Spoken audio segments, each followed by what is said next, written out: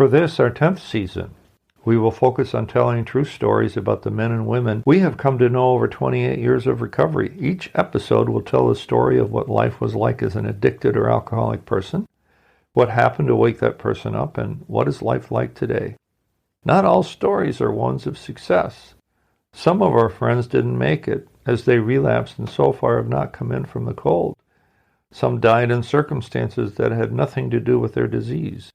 Others had a rough start, but they persevered and now enjoy a full and productive life. Some are old guys like me, and others are relative youngsters who serve as great examples to other younger addicts. Our stories describe addicts and alcoholics of many different cultures, a range of socioeconomic status, different generations, gender types, and sexual preferences, if they're relevant to their story. I like to say that addiction and alcoholism are equal opportunity predators. They don't discriminate, and you will see how the stories we share about our friends will prove the truth of that statement.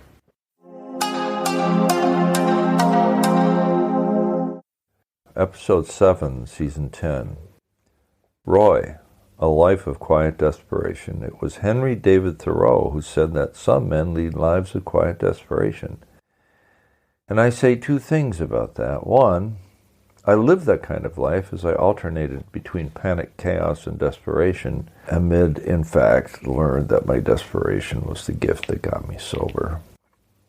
Two, my friend Roy, who I had not seen or heard from in about 20 years, did lead that kind of life after the disease got a hold of him, and apparently up to the point he left my life, it never let go. It never let him go.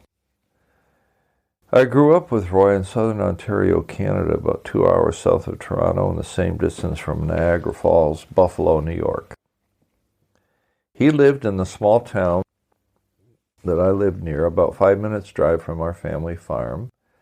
I worked for my dad, who, by the way, was the coolest dad in the whole world, all the time from the age of 12, for sure, and maybe younger since there was always something to be done on the farm, even an errand to run or vegetables to pick for lunch or something like that when you're younger. Roy was very shy with other people, clumsy as hell with girls, but he was my loyal friend, and that was it. Done. A friend is a friend. So long as my friend was kind and honest, he stayed my friend. No games or lies or deceits, promises made or kept.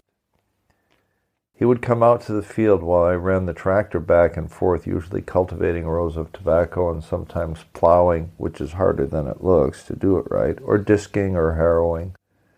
There was always enough room on whatever tractor I was using for Roy to have a seat or lean on something and talk about whatever was on for that evening. Lake Erie and the beaches were only about 15 minutes away. It's a great place to grow up. We grew our own marijuana that started with seeds I had acquired in Detroit, where I knew a guy who knew a guy. The seeds were just part of a 1 kilo buy that I made and brought over the border, yes I did, to sell in Toronto, and maybe keep a few ounces for ourselves. Ounces were called lids, and maybe they still are. I wouldn't know. Roy really got into the pot, much more so than me at the time. It was really nasty, stinky Mary Jane, but it did the job. It'd get you high. Roy ended up attending UCLA, University of California, Los Angeles, while I entered Boston University at the other end of the country. We were both in the same school year, but didn't attend the same high school. He had a great sense of adventure. He bought a brand new 650cc BSA, which was really a Triumph under another name. Beautiful red motorcycle. He rode all the way from home, our hometown, just south of Toronto, to Los Angeles and camped out on the way. That was in the late summer of 1964, I believe. Back in the day, you had to pay for a long-distance call and only use the phone for essential business or personal business. So he called to tell me that he was riding his bike cross-country to pick me up in Boston, from where we would ride to Montreal for the World's Fair. And this was in June, just as the semester was ending. So he rode all the way. He rode all the way from Los Angeles to Boston. He smoked all the way and didn't die on the way and made it to Boston, by the way. We smoked a lot and drank some weak American brew and ended up riding, me on the back of the bike, straight north toward Quebec through the state of Vermont. On the way up a long climb up a hill on the expressway, the bike just blew up. By that I mean the motor gave out a bang and it just stopped running. We weren't hurt. It didn't tip over or anything. It just stopped running. What the heck? We guided the bike down in an embankment out of sight of the road, and we had our stuff with us too. So we hid that, and then we walked to Bell's Falls, which wasn't very far from the point at which we had to leave our bike.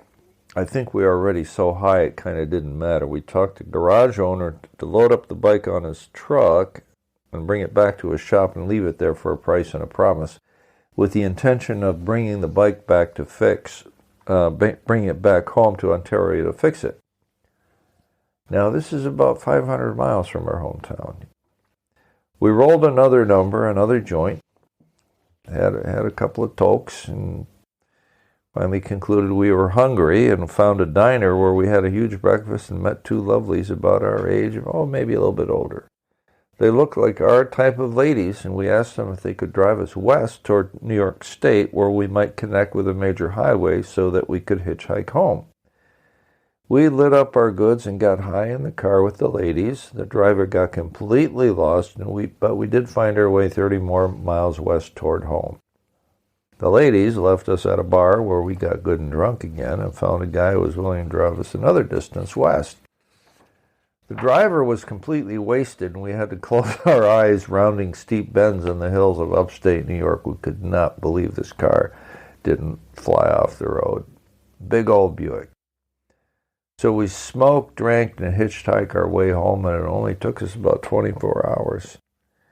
Roy went back to Vermont on his own with a truck, picked up his BSA, and took it back to discover that both pistons had cracked under the heat and pressure. But he knew how to fix things.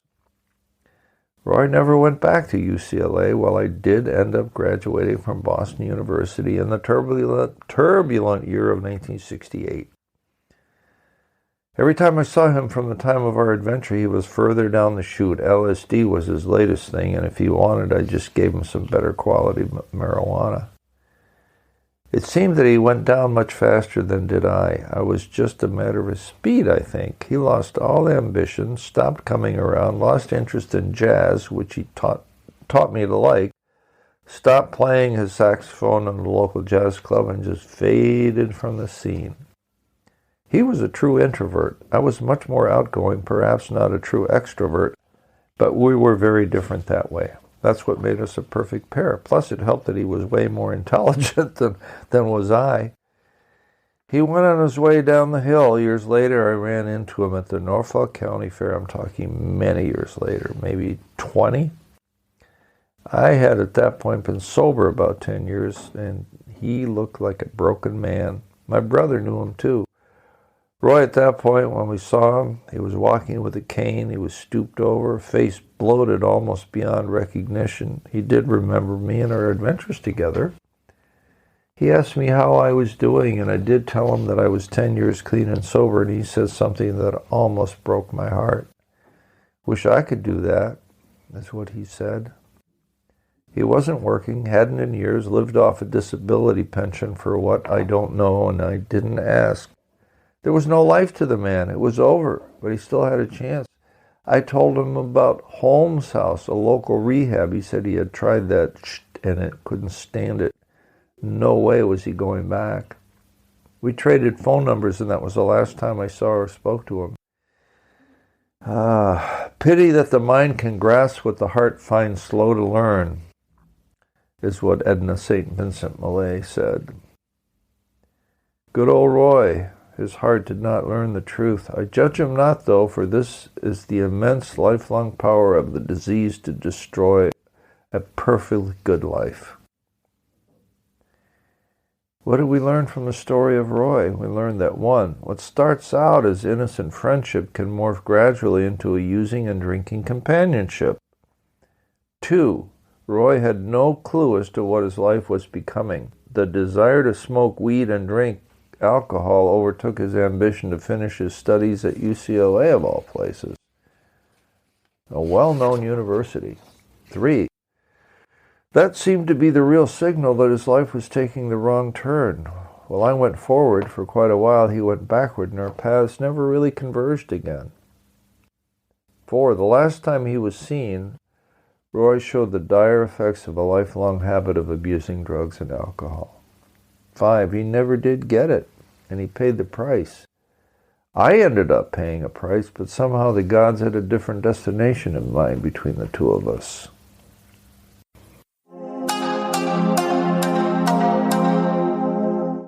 Our podcast is sponsored by SafeHouseRehab.com, a modern approach to recovery. To learn more, visit us at SafeHouseRehab.com.